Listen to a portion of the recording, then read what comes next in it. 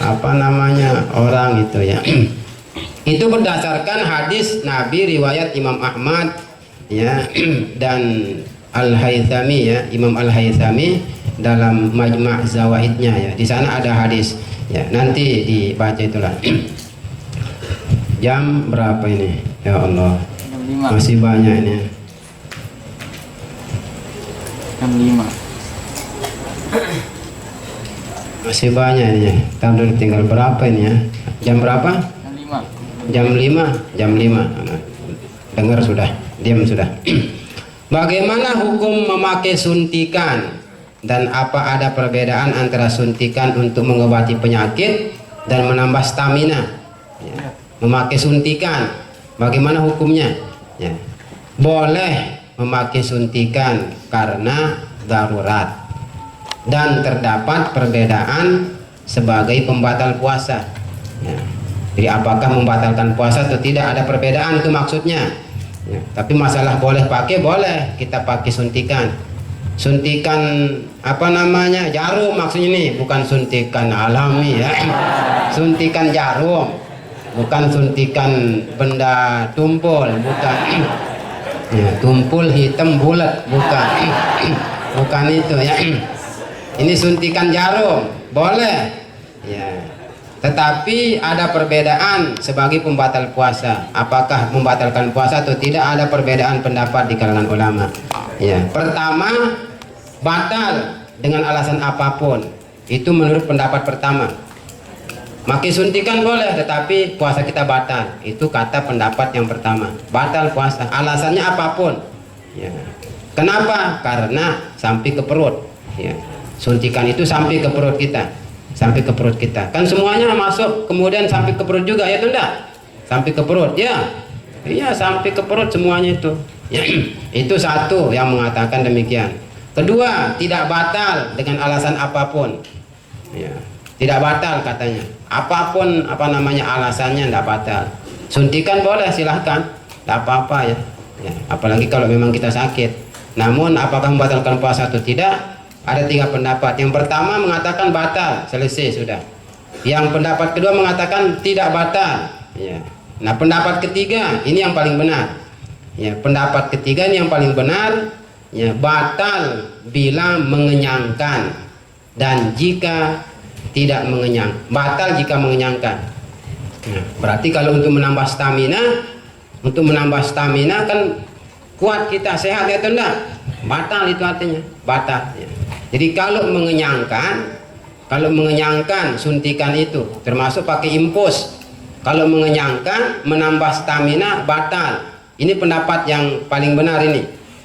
Ya, jadi bila mengenyangkan batal dan jika tidak mengenyangkan maka ada 2 kemungkinan. Bila suntikannya melalui urat yang berlubang seperti nadi, puasanya batal, dan tidak batal bila suntikannya melalui pori-pori ya. Jadi pendapat yang ketiga ini yang apa namanya, yang benar, yang paling benar. Pendapat ketiga mengatakan ya, bila mengenyangkan membatalkan, sudah selesai. Kalau mengenyangkan batal. Kalau suntikan itu mengenyangkan kita, ngerti enggak? Kalau suntikan itu mengenyangkan batal, selesai. Tapi jika tidak mengenyangkan ya, tidak untuk menambah stamina, hanya sekedar sebagai obat saja, ada 2 kemungkinan. Bila suntikannya melalui pori-pori tidak batal, tapi kalau melalui urat nadi batal. Itu saja, selesai sudah. Itu pendapat yang paling benar itu ya. Kalau yang pertama dan kedua tadi itu ya terlalu lebay ya.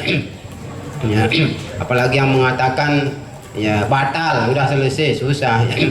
Apalagi mengatakan tidak batal juga enggak ya. Ada rinciannya, tergantung ya. Ya. Kalau mengenyangkan batal, kalau tidak mengenyangkan 2 kemungkinan. Jika melalui pori-pori tidak batal, kalau melalui urat nadi batal ya. Itu saja.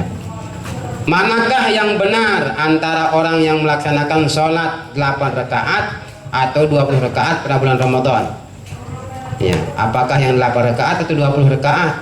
Itu yang benar ketika sholat di bulan Ramadan. semuanya benar. Semuanya benar. Dengarkan, menurut interpretasi pemaknaan qiyam Ramadan berikut. Tergantung Anda memahaminya apa. Yang namanya qiyam Ramadan, kan ada hadis Nabi yang mengatakan man qama ramadhana imanan wa ihtisaba ghufira lahu ma taqaddama min dzambi. Perhatikan, bagi ulama yang memahami qiyam Ramadan, berdiri di Ramadan itu adalah sholat malam. Sholat malam tidak mesti 20 rakaat, boleh juga 8 rakaat. Bahkan Nabi kita sholat malam di Ramadan maupun di luar Ramadan 8 rakaat. Jadi kalau diartikan berdiri di Ramadan itu dengan sholat malam, berapa rakaat pun boleh, termasuk 8 rakaat boleh. Tapi yang mengartikan qiyam Ramadan itu dengan sholat tarawih baru 20 rakaat. Baru 20 rakaat. Jadi kalau Anda niatkan sholat tarawih 20 rakaat. Tapi kalau diniatkan sholat malam 8 rakaat pun tidak apa-apa, boleh. Boleh itu ya. Boleh dalam agama. 8 boleh, 20 boleh. Ya. Karena yang penting itu dalam Islam adalah ihya Ramadan, namanya menghidupkan Ramadan dengan ibadah sholat. Terserah baik dengan sholat tarawih ataupun dengan sholat malam. Kalau sholat malam 8 rakaat silahkan. Tapi kalau mau hidupkan dengan sholat tarawih 20 rakaat ya silahkan. Silahkan. Bahkan tarawih 20 rakaat itu sedikit ya. Kalau di Madinah yang pernah disaksikan oleh Imam Malik bin Anas, umat Islam sholat tarawih di Madinah bukan 20 rakaat tetapi 36 rakaat. Mereka sholat tarawih 36 rakaat di masa Imam Malik ya. Di masa Imam Malik sholat tarawih umat Islam di Madinah 36 rakaat. Kenapa? Karena mereka iri dengan pahala yang didapatkan oleh orang-orang yang ada di Mekah. Orang-orang yang di Mekah itu selesai mereka tarawih 4 rakaat, mereka tawaf 4 rakaat, tawaf 4 rakaat, tawaf. Di dalam 20 rakaat tarawihnya yang di Mekah itu tawaf mereka sampai berapa kali jadinya? 4 kali ya. 4 kali 4. Yang kelima enggak, karena akan sholat witir. Hanya 4 kali mereka tawaf. Yang 20 rakaat itu 4 tawaf 4 tawaf. Maka 4 rakaat tawaf itu kemudian diganti oleh penduduk Madinah dengan 4 rakaat. 4 rakaat 4 kali 4 16, 36 jadinya 36. Jadi 20 rakaat kalau tarawih sedikit itu, sedikit ya. Di tarawih itu boleh berapa rakaat pun karena menghidupkan malam Ramadan. Itu sebabnya jangan saling salahkan. Jangan saling salahkan. Ada yang mau 8 silahkan. Menghidupkan malam itu namanya Ramadan. Boleh. Menghidupkan malam Ramadan berapa rakaat pun boleh. Ya, tapi kalau tarawih dimaksudkan 20 rakaat paling sedikit. Ya, 20 rakaat paling sedikit kalau tarawih yang mau dikerjakan.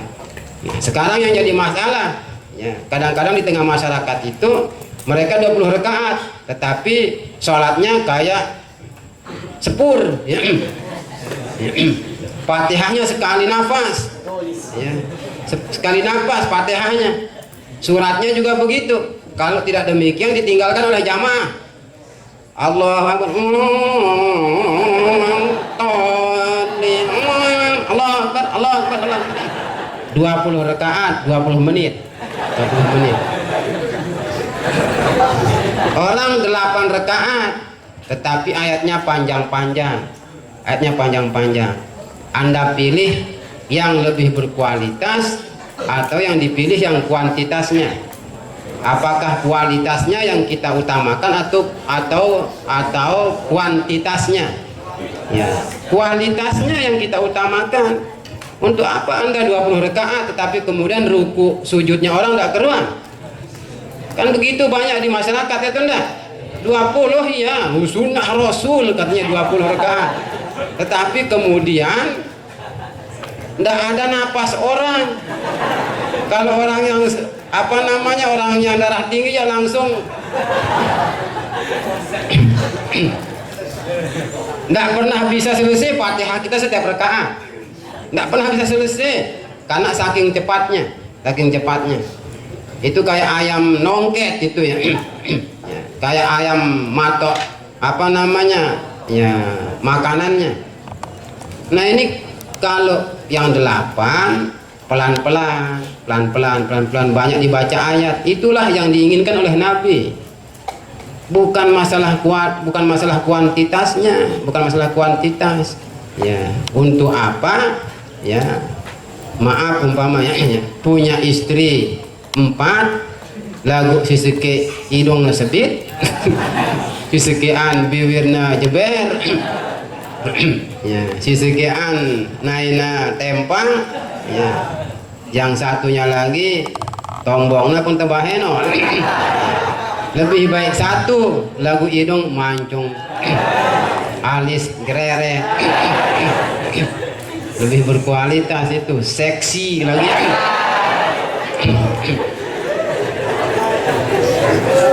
Artinya begini, Pak, ini bukan pemahaman saya, ini pemahaman para ulama, ya, artinya lebih baik kita mengutamakan persatuan kesatuan daripada kita ribut-ribut soal masalah itu.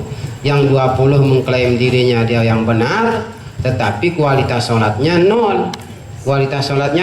Iya, banyak rakaatnya 20, tapi kualitasnya ndak ada. Anda 20 rakaat tamat Quran ndak apa-apa, bagus itu, bagus. Oh gini aja nenggalang bolak-balik alhaqul huwallah, bolak-balik. Bahkan tadi itu di sebahagian tempat kalau terlalu lama kita sholat ditinggalkan oleh jamaah, tinggalkan. La ilaha illallah, pelan-pelan. 20 rakaat silahkan, tetapi ayatnya panjang-panjang karena disunnahkan dalam sholat tarawih, dalam sholat di Ramadan itu kita menamatkan Quran. Itu yang dianjurkan oleh Nabi. Jadi dianjurkan untuk menamatkan Quran. Itu ya. Kemudian berikutnya bagaimana pandangan Islam tentang MLM, multi level marketing. Nah ini permasalahan panjang ini ya. Dalam jual beli ini namanya multi level marketing. Ya. Jadi penyalur dalam banyak tingkatan. Ya.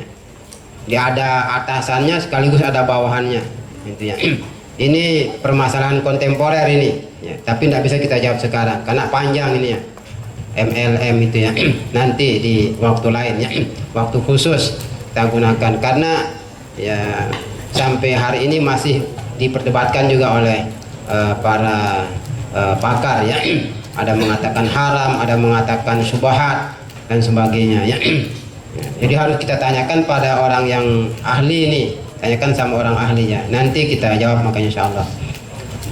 Apakah hukum gade dan barang gade manfaatnya dipakai oleh pemiutang atau penerima gade?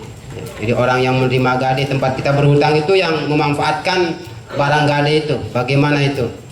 Menggadaikan barang sebagai jaminan hutang adalah boleh demi terpeliharanya milik pemiutang. Jadi kita menggadaikan barang kita karena kita sudah berhutang, tidak apa-apa, boleh itu. Ya, supaya ya harta yang kita pinjam itu, hak orang yang memberikan kita hutang itu jangan sampai hilang. Ya, nanti kalau kita tidak bisa bayar, maka jaminan hutang itu bisa dijual oleh orang yang memberikan kita hutang. Manfaatnya kembali kepada penggade, kepada yang punya barang sendiri manfaatnya itu. Jangan manfaatnya kepada orang yang memberikan kita pinjaman, itu maksudnya. Jadi manfaat barang gade itu kembali kepada kita yang punya barang. Ar-Rahin, kita yang menggadaikan itu ya atau enggak? Kita yang punya barang, kita yang berhutang. Saya berhutang, saya gadaikan sepeda motor saya. Manfaat sepeda motor ini kembali ke saya yang punya, bukan kembali kepada orang yang memberikan kita pinjaman, bukan. Ini hanya sekedar jaminan hutang saja namanya. Jaminan hutang. Ya, sepeda motor, mobil, sawah dan sebagainya sebagai jaminan hutang saja. Kalau nanti kita tidak bisa bayar, tidak bisa kita lunasi, sudah sampai temponya boleh dijual oleh orang yang memberikan kita pinjaman. Tetapi ya selama belum tiba masanya kita bayar hutang, maka manfaat barang gadaian itu kembali kepada pemiliknya, kepada orang yang punya barang itu, bukan seperti yang dipraktikkan oleh masyarakat sekarang itu. Ya. Mereka yang mengelola, mereka yang memanfaatkan barang gade ya orang, ya tunda. Ya. Kenapa? Karena kalau mereka yang memanfaatkan dikhawatirkan akan masuk dalam hadis Nabi, kullu qardin jarra manfaatan fahuwa riba.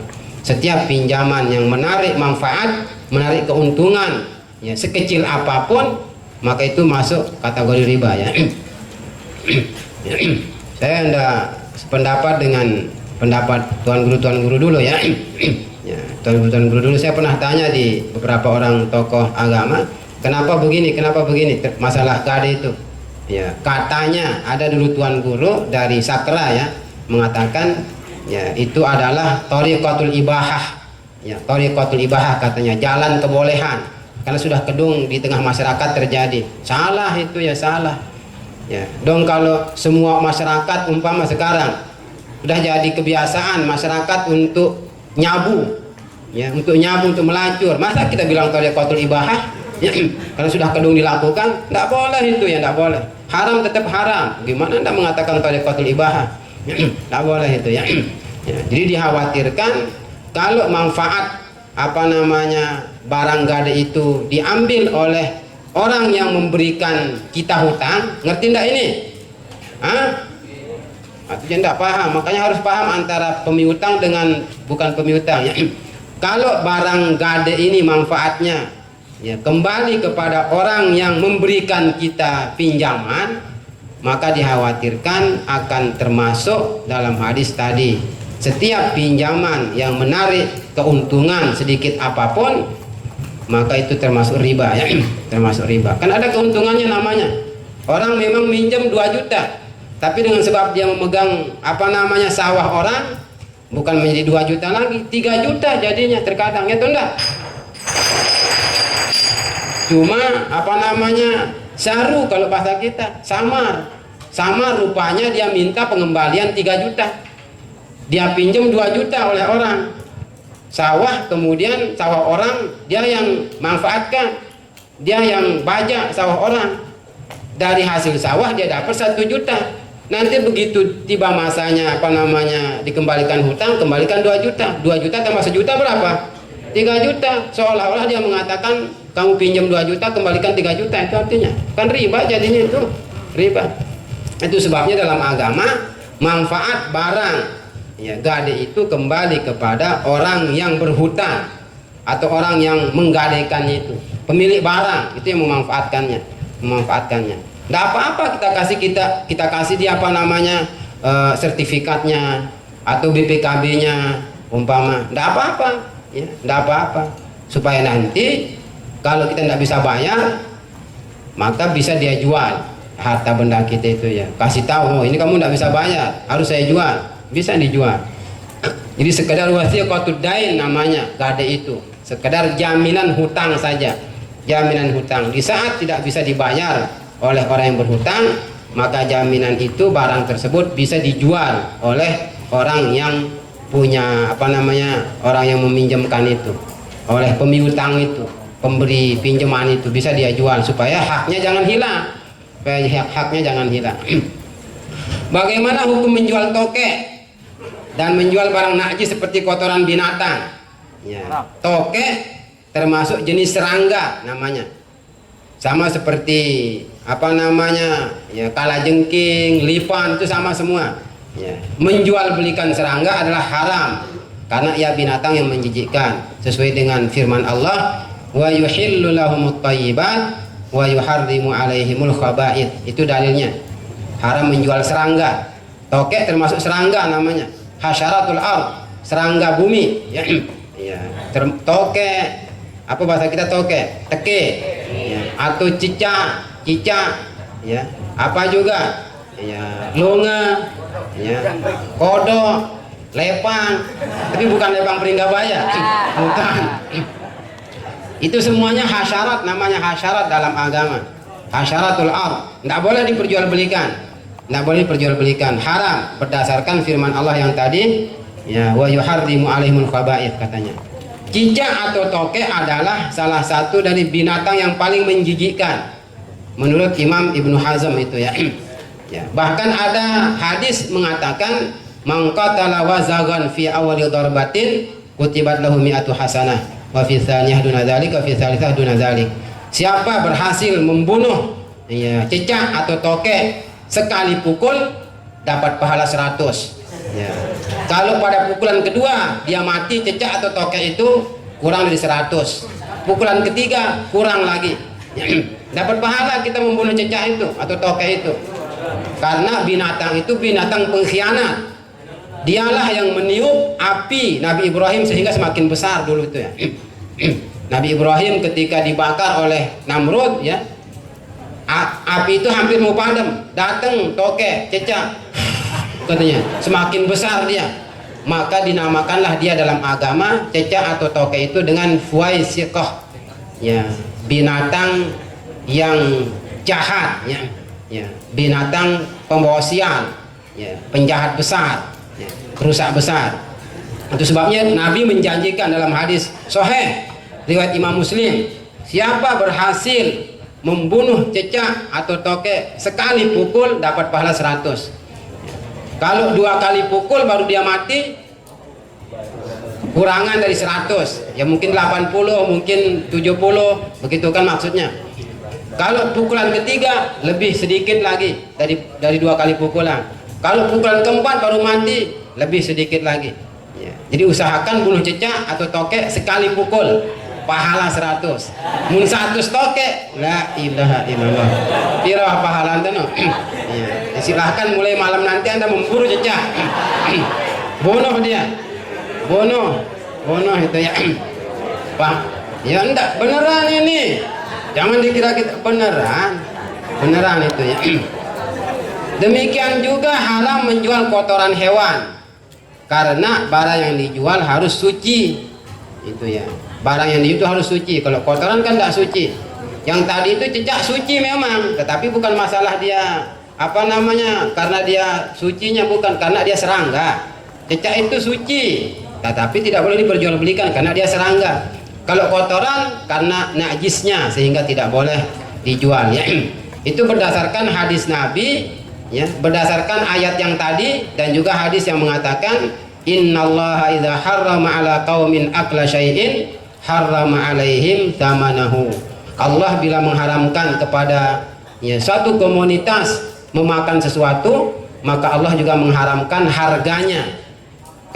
Kalau haram dimakan, haram diperjualbelikan, itu maksudnya. Kotoran boleh dimakan, tidak boleh, berarti haram diperjualbelikan, itu maksudnya. Kalau haram dimakan, maka berarti haram juga diperjualbelikan.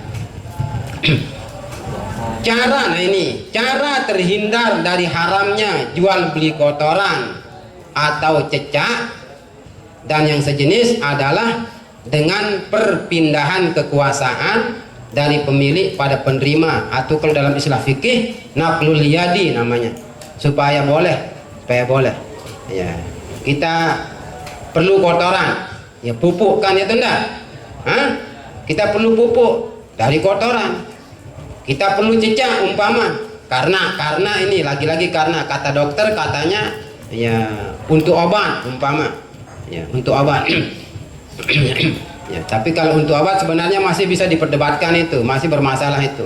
Ini yang kotoran lah ya, supaya terhindar dari jual beli ya, transaksi jual beli yang tidak dibolehkan terhadap kotoran ini, maka kita menggunakan sistem yang namanya naqlul yadi, perpindahan pemilik, perpindahan kekuasaan dari pemilik pada penerima. Naqlul yadi tidak termasuk jual beli karena di dalamnya tidak terdapat akad jual beli. Contoh ya, Pak punya pupuk ya, punya katanya, saya perlu satu sak ya. Saya perlu 1 sak ya, 1 kilo berapa? Maka orang yang apa namanya punya pupuk itu mengatakan, aku gugurkan hak milik kotoran kambing ini 30.000 rupiah umpama, dia bilang begitu. Ya, ada pupuk arak pupuk arak. Ya, maka dia bilang lagi orang ini, ya, saya gugurkan hak milik kotoran ini 30.000 atau 50.000. Ya, aku terima, selesai. Itu namanya naklul yadi itu. Jangan mengatakan saya jual dengan harga sekian, saya beli, atau ada dijual. Jangan mengatakan begitu. Jangan mengatakan ada dijual. Ada jual dah pupuk, jangan. Apa ada pupuk itu saja. Ada. Ya, maka nanti ini 30.000, selesai sudah. Berapa? Bukan berapa harganya, berapa? Kalau kita bilang kan begitu biasanya. Berapa? 30.000. Udah selesai. Jangan mengatakan saya jual, saya beli. Itu namanya naklul yadi ya. Ini ada di kitab Bajuri, nanti bisa dicari di volume 1 halaman 356 ya. Bab jual beli itu ya. Bab jual beli. Ya Rabbal Alamin. Yakin capek sudah ini, bosan sudah ya. Apa mau lagi? Apa boleh seorang perempuan bepergian jauh tanpa mahram? Apa boleh seorang perempuan bepergian jauh tanpa mahram? Ya, dia pergi ke Malaysia, pergi ke Arab Saudi tanpa mahram. Pakar hukum Islam sepakat tentang keharaman seorang wanita bepergian tanpa mahram atau suami berdasarkan hadis Nabi. Tidak boleh. Ya, perempuan bepergian jauh tanpa mahram, tanpa suami, itu tidak boleh. Karena Nabi mengatakan, la yahillu limra'atin tu'minu billah wal yawmil akhir an tusafira masirata yaumin wa lailah laisa ma'aha hurmah. Tidak boleh seorang perempuan yang beriman kepada Allah dan Rasul bepergian ya dengan jarak sehari semalam, dia tidak bersama dengan mahramnya. Tidak boleh ya. Bepergian jauh tidak boleh itu ya. Bepergian jauh seorang perempuan tidak boleh kecuali kalau bersama dengan mahramnya atau suaminya. Sementara pakar hukum membolehkan seorang wanita ditemani oleh wanita yang dapat dipercaya. Tapi tidak mesti dengan suami, tidak mesti dengan mahram. Boleh juga dengan perempuan-perempuan yang dapat dipercaya, boleh. Tidak mesti dengan suami bepergian perempuan itu. Tidak mesti dengan mahramnya. Bisa juga dengan perempuan-perempuan tetapi nisaun thiqat istilahnya. Wanita-wanita yang dapat dipercaya. Boleh itu ya, boleh. Ya, ini tidak mesti bersama suaminya, tidak mesti bersama dengan keluarganya, tapi boleh juga dengan bersama perempuan-perempuan yang dapat dipercaya. Itu bisa dilihat nanti di sebuah kitab yang namanya Al-Mawsu'atul Kuwaitiyah ya. Ensiklopedi ulama-ulama Kuwait ya. Jadi kitab ensiklopedi ulama-ulama Kuwait, hukum-hukum itu banyak di sana disepakati oleh ulama-ulama Kuwait ya. Bukan ulama Kuwait saja, ulama di dunia juga. Cuma mereka yang menulis ya. Mereka yang menulis ya. Nah, ini penting juga lagi. Bagaimana hukum KB menurut Islam? Nah, itu yang pertanyaan yang benar ini ya.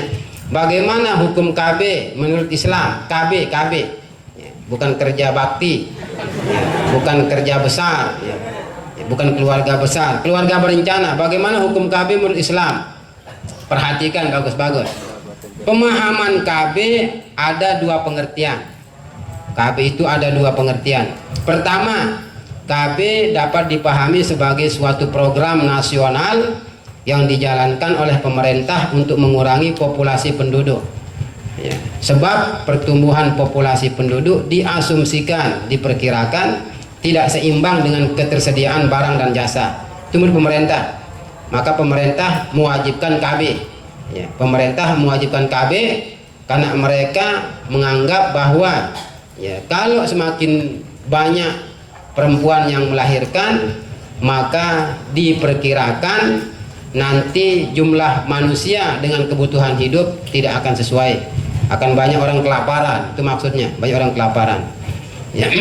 KB dalam pengertian ini disebut tahdidun nasli, namanya tahdidun nasli, pembatasan kelahiran ya. Jadi kalau kita mengatakan bahwa Anda ber-KB karena untuk mengurangi jumlah penduduk, kalau semakin banyak penduduk nanti tidak dapat makan, itu tidak dapat makan kan, kata orang biasanya begitu ya, tidak dapat makan. Itu pemerintah, itu pemerintah. Berarti itu namanya KB tahdidun nasli, pembatasan kelahiran, hukumnya haram. Jadi kalau pembatasan kelahiran ya, karena menganggap bahwa nanti anak-anak kita tidak dapat makan, tidak dapat minum, tidak punya tempat tinggal karena terlalu banyak manusia, maka itu hukumnya haram karena dinamakan dalam Islam dengan istilah tahdidun nasli, pembatasan kelahiran. Haramnya berdasarkan ayat wa ma min dabbatin fil ardi illa Allahil rizquha. Allah sudah menjamin rezeki kita semua, berapapun jumlah penduduk ini, berapapun jumlah manusia, Tuhan sudah menjamin. Bertentangan dengan ayat ini kalau tujuan KB adalah pembatasan kelahiran, itu maksudnya. Kalau tujuan KB itu adalah untuk membatasi kelahiran, maka itu berarti bertentangan dengan syariat Allah, ya, haram makanya, ya. Demikian juga bertentangan dengan hadis Nabi yang mengatakan ma min nasamatin kainatin ila yaumil qiyamah illa hiya kainah. Tidak ada satu jiwa yang sudah Allah pastikan akan lahir sampai hari kiamat kecuali pasti dia akan jadi. Tidak bisa dihalang-halangi. Maka kalau dihalangi berarti melawan ketentuan Tuhan. Itu artinya. Kalau kemudian dibatasi berarti melawan ketentuan Tuhan. Tidak boleh. Kemudian kedua, ya, KB dapat dipahami sebagai aktivitas individu untuk mencegah kehamilan, ya. Jadi aktivitas individu untuk mencegah kehamilan, man'ul hamli, dengan berbagai cara dan sarana seperti kondom, pil, dan lain-lain. KB dalam pengertian kedua ini disebut dengan tanzimun nasli atau pengaturan kelahiran, ya. Jadi kalau tujuan KB itu adalah untuk mengatur kelahiran, mengatur jarak kelahiran, itu boleh dalam Islam. Jadi intinya KB itu dua kemungkinan. Kalau maksudnya itu adalah untuk membatasi kelahiran, tahdidun nasli atau taqti'un nasli, ya, pemotongan, pembatasan kelahiran, haram. Tapi kalau maksudnya untuk mengatur kelahiran, tanzimun nasli, boleh, boleh. Perempuan ini tiap Senin dia melahirkan, hilang Senin jamak. La ilaha illallah. Ndek nama apa ente jira nyusu anaknya bertian. Ndek nama jira nyusu si kedua bertian. Ndek mana-mana. La ilaha illallah. Akhirnya dokter mengatakan, oh, ini terlalu apa namanya? Ya ripus ini ya. Ya sunnah Rasul katanya.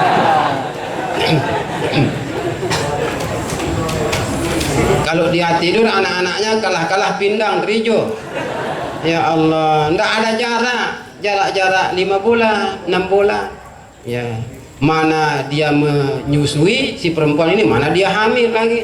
Ya, dia manjira nyusuin bertian, dia manjira nyusuin bertian. Ya, Senin Kamis jamak kalah-kalah apa entah meong ya. Itu kasihan itu. KB silahkan dengan tujuan tanzimun nasli, mengatur kelahiran, itu boleh itu, ya. Alasannya ada ya, ya. Dalam Islam dulu dikenal istilah azl, namanya azl. Kunna na'zilu ala ahdi Rasulillah wal Quran yanzil, kata sahabat. Kami melakukan azl, ya. KB alami, ya. Sementara Quran masih turun. Artinya kalau memang dilarang azal itu dalam agama, maka Quran akan turun melarang. Tapi tidak ada larangan dari Quran. Padahal sahabat melakukan azal. Azal itu maksudnya KB alami, yaitu mengeluarkan air mani di luar rahim perempuan. Di saat air mani itu akan keluar, kemudian kita cabut si aleh, semprotkan di luar. Nah, itu namanya azal itu. Azal. Itu KB sahabat dulu. KB sahabat. Begitulah cara sahabat apa namanya mengatur kelahiran anaknya dengan cara azal, Nabi tidak melarang, Quran tidak melarang, berarti boleh. Maka KB dalam makna tanzimun nasli, pengaturan kelahiran, dianalogikan kepada azal ini, yang azal ini. Boleh itu, tidak apa-apa. Ya, tapi azal itu harus izin istri juga, izin istri. Bagaimana? Apakah adik saya siram di dalam atau saya siram di luar? Nah.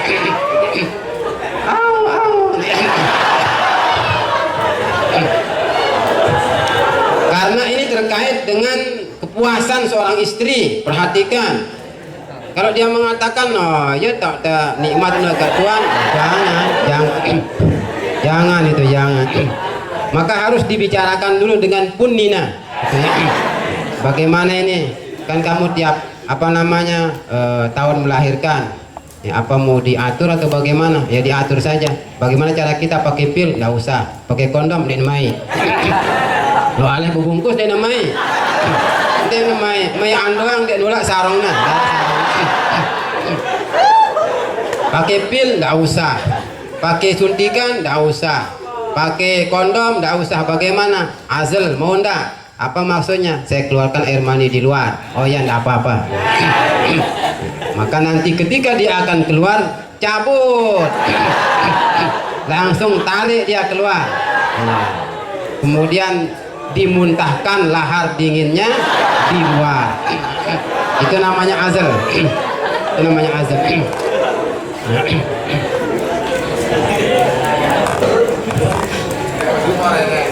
Adapun perhatikan, ini agak panjang ini. Adapun ada istilah kemudian tubektomi dengan vasektomi dalam KB itu tidak boleh itu.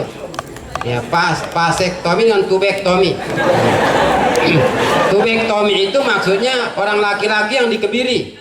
Orang laki-laki dikebiri. Laki-laki itu yang yang terlalu subur, maka kemudian dihilangkan nafsunya.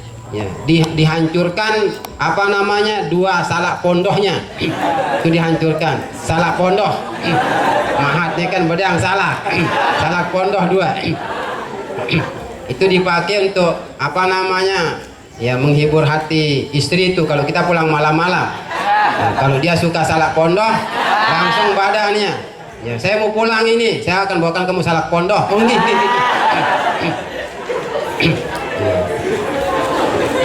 Bangun dia, bangun. Mbe salak pondoh si Juda, salak pondoh tetap dibawa kemana-mana ya. Salak pondoh tetap dibawa kemana-mana, tidak bisa dipisah itu ya. Itu namanya tubektomi namanya. Jadi orang laki yang dibantot, vasektomi perempuan yang dibantot, yang dikebiri, tidak boleh itu dalam Islam. Sama dengan hukum ikhtisaq namanya dalam Islam, pengkebirian dalam Islam itu dilarang itu. Ya, pengkebirian.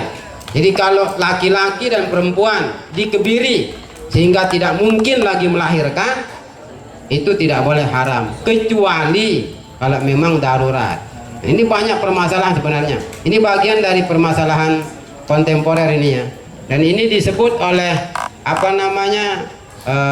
Amir kedua dari Hizbut Tahrir, Syekh Abdul Qadim Zallum namanya. Dalam buku beliau ya, yang membicarakan beberapa permasalahan kontemporer seperti transplantasi organ tubuh, ya, membicarakan tentang cloning, membicarakan tentang abortus dan sebagainya. Hukum syar'i fil istinsakh wal ijhad wa naqli al a'dha katanya ya, dan banyak juga yang lain. Itu hukum Islam ya tentang abortus, tentang transplantasi organ ya.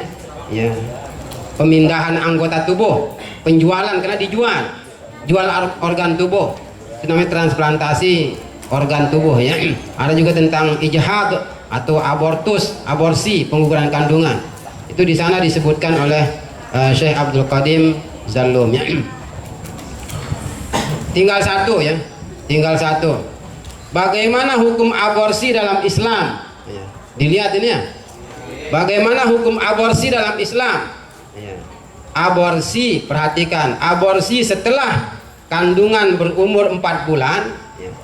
Kalau usia kehamilan sudah 4 bulan, maka berdasarkan konsensus para pakar hukum Islam ya, hukumnya haram.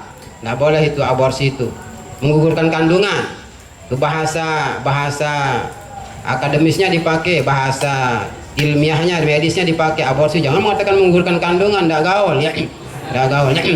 Aborsi kalau sudah usia kandungan 4 bulan itu haram berdasarkan kesepakatan para ahli hukum, karena berarti membunuh makhluk yang sudah bernyawa ya.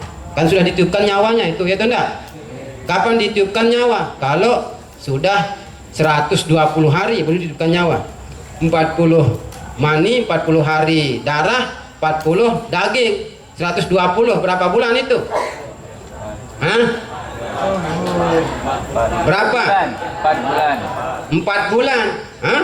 4 bulan. 40 hari, 40 hari, 40 hari, 120 hari.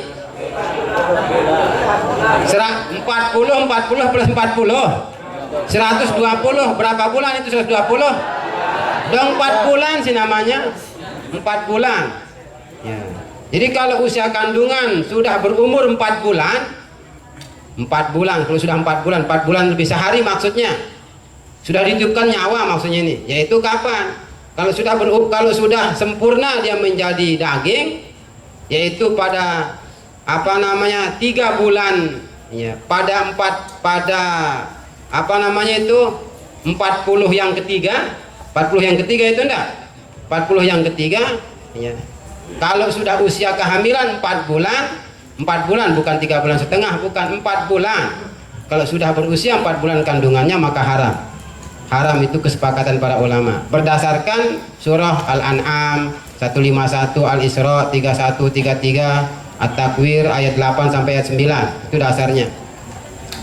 Ya. Keharaman aborsi setelah 4 bulan didasarkan pada kenyataan bahwa peniupan ruh terjadi setelah 4 bulan masa kehamilan. Sebagaimana sabda Rasul, in ahadakum yujma'u khalquhu fi batni ummihi arba'ina yawman nutfah summa yakunu alaqatan ya mislu dzalik, ini kurang taknya ya. Ya. Summa yakunu mudghatan misla dzalik summa yursilul malaku fayamfukhu fihi ruh. Ya. Jadi dalam perut ibu 40 hari jadi mani, 40 hari berikutnya menjadi darah alaqah, 40 hari berikutnya lagi menjadi segumpal daging. Setelah itu, setelah 120 hari atau 4 bulan, maka Allah mengirim malaikat rahim, lalu malaikat tersebut meniupkan nyawa. Maka kalau aborsi setelah umur kehamilan 4 bulan itu haram. Jika aborsi dilakukan ditiupkannya ruh, kalau belum 4 bulan maksudnya, kalau belum ditiupkan nyawa, bagaimana? Maka sebahagian pakar hukum Islam memperbolehkan, sebagian lagi ada yang mengharamkan. Ya, kalau belum 4 bulan umur kandungan, ada yang membolehkan, ada yang mengharamkan. Aborsi itu, abortus itu, pengguguran kandungan itu. Dengar enggak? Ya. Di antara yang memperbolehkan adalah Imam Muhammad Romli. Ya, dalam buku Nihayah, ngikut Imam Syafi'i ini, Nihayatul Muhtaj, ya. Dengan alasan karena belum ada makhluk yang bernyawa, karena belum ditiupkan nyawa, ya itu enggak? Itu alasannya, belum ditiupkan nyawa, maka boleh. Kalau belum 4 bulan kemudian digugurkan. Ya. Sementara yang mengharamkan aborsi sebelum peniupan ruh adalah Imam Ibnu Hajar dan juga Imam Al-Ghazali. Ibnu Hajar dalam karyanya Tuhfah, sementara Imam Ghazali dalam karyanya Ihya Ulumuddin. Itu ya haram meskipun belum ditiupkan nyawa menurut Imam Ibnu Hajar maupun Imam Ghazali. Meskipun di bawah 4 bulan haram. Itu kata Imam Ghazali maupun Imam Ibnu Hajar. Hukum syara yang lebih kuat adalah, nah ini perhatikan, ini yang penting ya. Jika aborsi dilakukan setelah 40 atau 42 hari, bukan 4 bulan, bukan. Kalau aborsi dilakukan setelah 40 atau 42 hari dari usia kehamilan dan pada saat permulaan pembentukan janin, maka hukumnya haram. Kalau usianya sudah 40 hari atau 42 hari, haram sudah itu aborsi. Ya, karena di sana mulai namanya permulaan pembentukan janin, bad'u al-khilqah sudah ada di sana. Ya, yang akan menjadi cikal bakal telinga, cikal bakal hidung, mata, itu sudah mulai ada itu. Kalau sudah berumur 40 hari, bukan 4 bulan, 40 hari atau 42 hari. Itu sudah ada mulai permulaan pembentukan janin di sana. Yang akan menjadi mata, leher dan sebagainya sudah mulai kelihatan walaupun sekedar garis-garis. Dalam hal ini hukumnya sama dengan keharaman aborsi peniupan ruh, sama. Meskipun belum umur 4 bulan tetapi sudah berusia 40 atau 42 hari haram itu. Sedangkan pengguguran kandungan yang usianya belum mencapai 40 hari itu yang boleh. Yang boleh adalah yang usia kandungan belum 40 hari. Dengar atau enggak? Ya, jadi kalau belum 40 hari boleh, tapi kalau sudah 40 hari haram aborsi itu. Berdasarkan hadis Nabi yang mengatakan, ya, An Ibni Mas'udin radhiyallahu taala anhu qala sami'tu Rasulullah sallallahu alaihi wasallam yaqul idza marra bin nutfati thintani wa arba'una lailah ba'atsallahu ilaiha malakan fasawwaraha wa khalaqa sam'aha wa basaraha wa jildaha wa lahmaha wa idhamaha thumma qala ya rabbi adzakarun am untha fayuqda. Rawahu Muslim. Wa fi riwayatin arba'ina lailah. Imam Ibnu Mas'ud berkata, aku pernah mendengar Rasul bersabda, bila mana telah liwat, telah berlalu mani, ya, 42 malam. Kalau mani telah berlalu 42 malam, maka Allah mengirim malaikat. Lalu malaikat itu membuat rupanya, ya, diciptakanlah pendengarannya, penglihatannya, kulitnya, dagingnya, dan juga tulangnya. Kemudian malaikat itu yang ditugaskan berkata kepada Allah, wahai Tuhan, apakah laki atau perempuan, cewek atau cowok ini? Ya.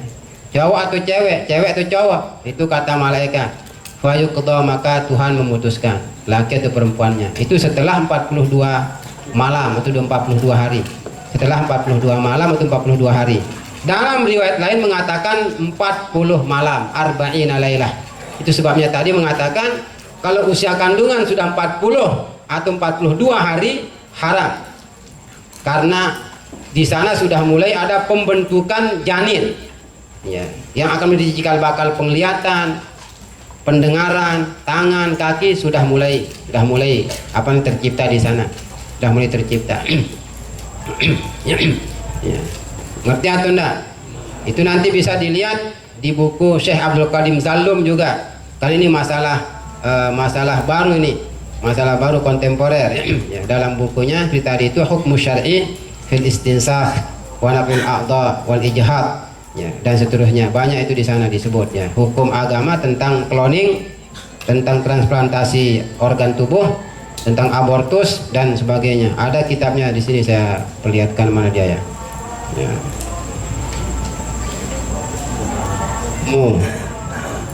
Ini dia hukum syar'i. Kitabnya sedikit, tetapi apa namanya, artinya hanya 20 halaman, ya, hanya 20 halaman. Hukum syar'i fil istinsakh naqlil a'dha iljhad, ya, al istinsakh cloning, naqlil a'dha transplantasi organ, pemindahan organ tubuh, ya, jual beli anggota tubuh, ya. Jadi kita ambil kaki orang untuk kaki kita, atau ginjal orang pakai di badan kita. Bagaimana itu? Al-ijhad, abortus, aborsi, itu juga dijelaskan di sana. Demikian pula tentang atfal anabib, ya, atfal anabib. Apa itu atfal anabib? Ya, bayi tabung, ya, tentang bayi tabung, atfal anabib, ya, ajhizatil in'ash at-tibbiyah, al-hayat wal maut dan sebagainya, ya. Ya. Ya, di sana disebutkan. Ini sedikit-sedikit minta, sedikit-sedikit bisa dicari begini, ya. Ini ada tapi itu memerlukan ilmu, memang memerlukan ilmu. Ada semuanya kita cari di internet yang begini-begini, tapi kita perlu ilmu. Apa bahasa Arabnya kan harus ada dasarnya. Kalau Anda tidak tahu, bingung terus, ya, duluan keluar yang cloning-cloningnya. Duluan cloning yang keluar itu, ya. Ya. Dan sebagainya, ya, masih banyak lagi nih permasalahannya. Allah. Loh, bukan banyak lagi, habis ini, ya, habis bahkan. Ya.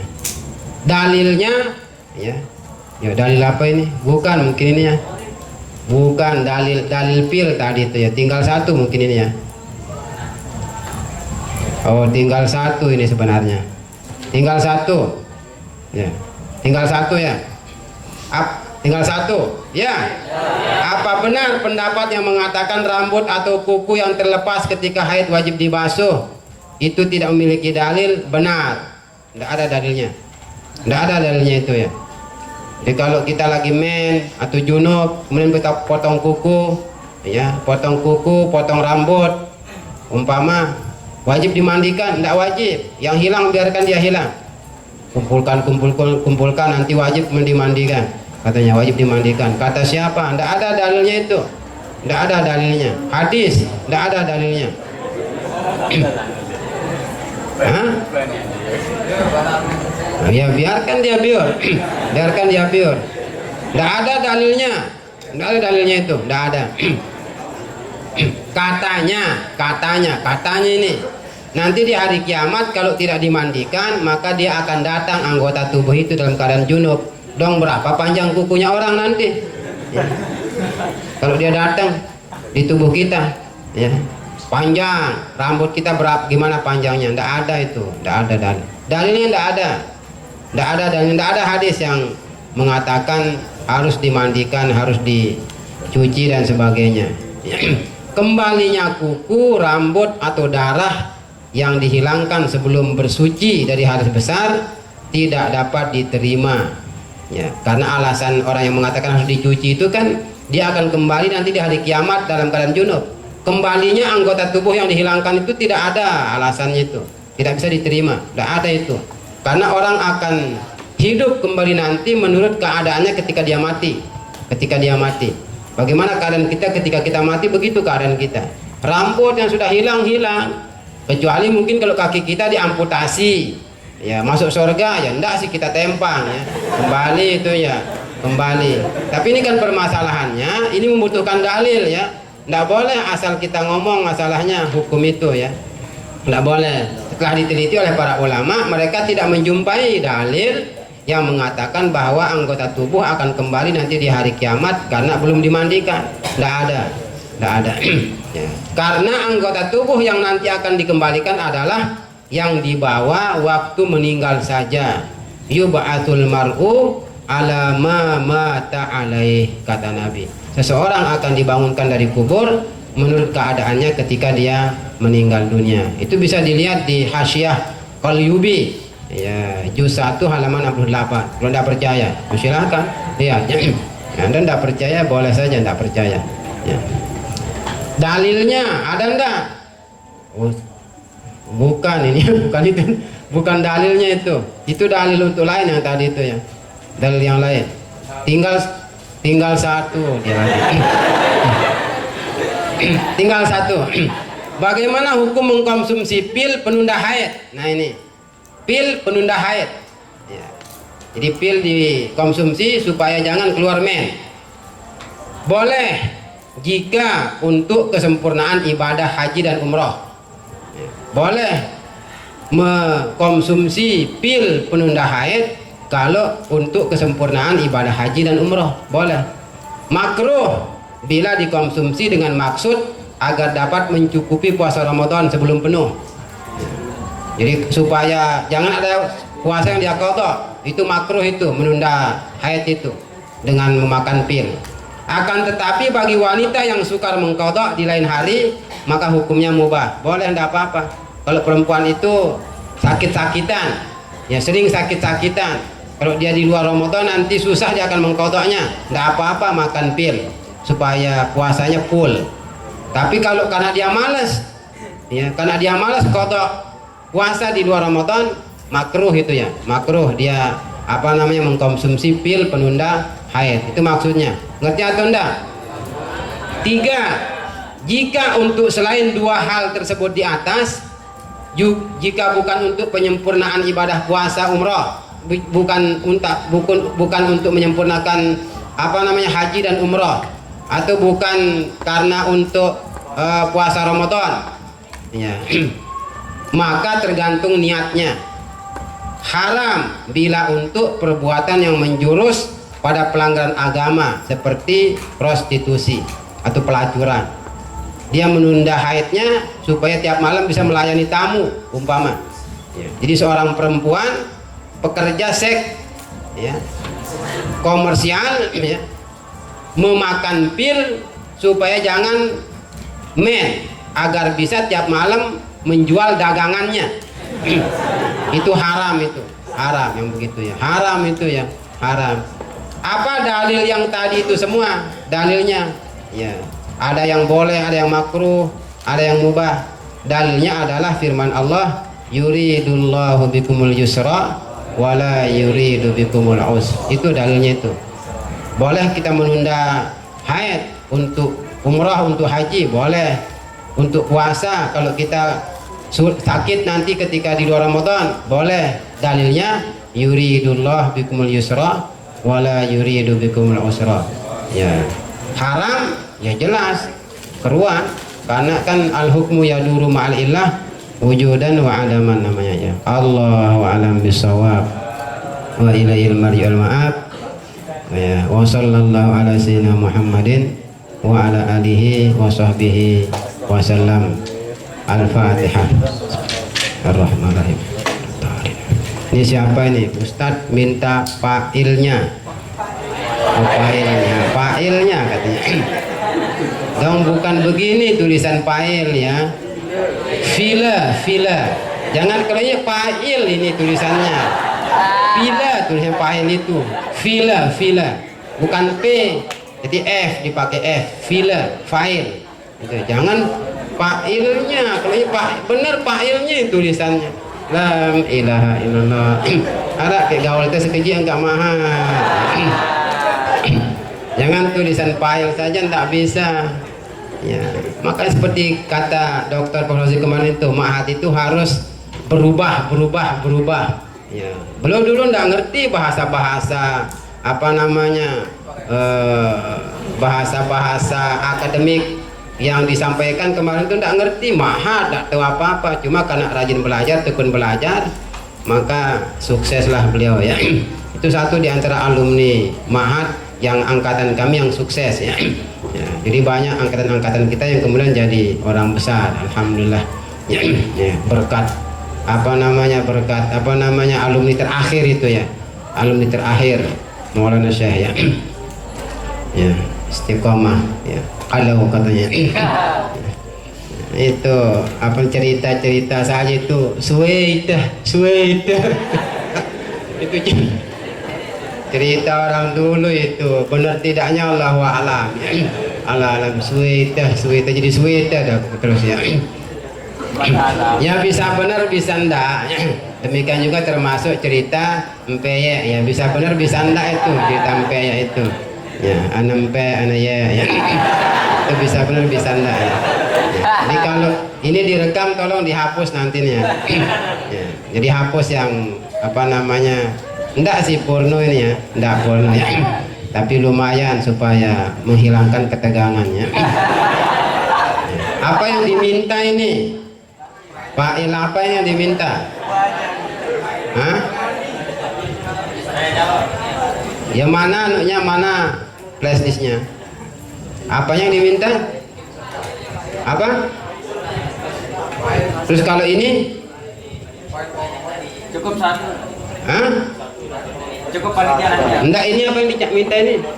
Banyak tadi. Kitab itu? Oh, kitabnya. Kalau yang jawabannya tadi itu sudah ada di sini. Ambil nanti di temannya ini. Jangan semua ambil di saya, kecuali kalau banat boleh. Boleh datang ambil fa'ilnya. Banat ya spesial untukmu ya. Bisa dilayani 24 jam non-stop. Ya. Tahan dulu ini, mana jadi ini belum keluar.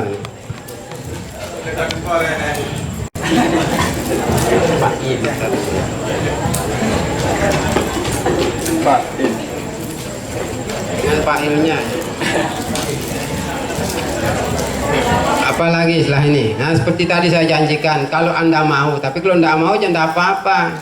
Nanti selesai apa namanya kita libur di Maulid, sudah normal belajar, ya kita lanjutkan apa namanya Bahsul Masail ya bagian kedua ya, al juz'us tsani bagian kedua kalau mau ya. Dan saya sudah tawarkan, Anda tidak mengeluarkan biaya sepeser pun. Ya. snack ditanggung. Tapi jangan semua temennya disuruh datang. Kalau 1000 datang bangkrut kita ya. Ya, ya tapi tidak apa-apalah, berapapun terserah dong. Kalau yang tidak dapat ya alhamdulillah. Ya tidak dapat ya alhamdulillah ya. Jadi kalau mau, tapi kalau tidak mau juga saya tidak susah ya. Kalau mau nanti kita lanjutkan, tapi kalau tidak mau ya cukup sampai di sini dan nanti tinggal ditunggu penyelesaian tulisan ini saja ya. Apa ini ya, itu sudah ada ya. Ini nanti bisa dicari di temannya ini ya. Ya, yang tadi itu yang presentasinya itu juga sudah ada itu berbentuk apa istilahnya itu ya PowerPoint ya, ada PowerPointnya ya. Inilah berkat kita sekolah ini ya, berkat sekolah ya. Kalau dulu kan kita ya gagap teknologi seperti kata dokter itu ya, Dokter Muni itu ya. Tapi kalau sekarang ya alhamdulillah perlu ya, dengan sebab kita mengerti bagaimana cara mengunduh cara ini banyak kita bisa dapatkan, termasuk kitab-kitab yang membahas tentang masalah-masalah kita itu kontemporer dan sebagainya. Itu perlu itu ya, karena tidak dibahas oleh ulama-ulama dulu kan masalahnya. Tapi seperti dari awal tadi, Tuhan tidak membiarkan umat Islam ini tersesat jalan. Enggak ya, Tuhan menciptakan ya orang-orang tertentu, melahirkan orang-orang tertentu yang kemudian punya kepedulian terhadap kondisi umatnya supaya mereka tetap berada dalam Al-Quran, ajaran sunnah Rasul Sallallahu Alaihi Wasallam. Demikian, terima kasih. Apalagi Allahu a'lam. Demikian tadi pemaparan mengenai tema seminar kita yang kedua sudah dipaparkan oleh pemateri kita pada hari ini, yaitu oleh Al-Mukarram Tuan Guru Haji Muhammad Yusron Nazahiri Jamil KHMAI. Dan insyaallah diskusi kita ini akan kita lanjutkan untuk pertemuan yang akan datang kira-kira setelah kita semester seperti kata beliau tadi, dan insyaallah gratis tes bahasa beliau biasa ya. Dan untuk sekali lagi informasi untuk semua rekan-rekan yang sudah mengumpulkan khutbah, insyaallah untuk juara yang akan juaranya akan diumumkan nanti oleh Ketua Senat dan langsung pembagian hadiah di Mahat karena khutbahnya sedang diperiksa. Dan untuk semua peserta kami ucapkan terima kasih dan bisa nanti setelah pulang ini langsung mengambil sertifikat di panitia di luar, langsung sebelum pulang bisa mengambil sertifikatnya sesuai yang sudah dituliskan di pamflet. Dan demikian mungkin acara kita. Dan sebentar dulu ya sebelum ditutup.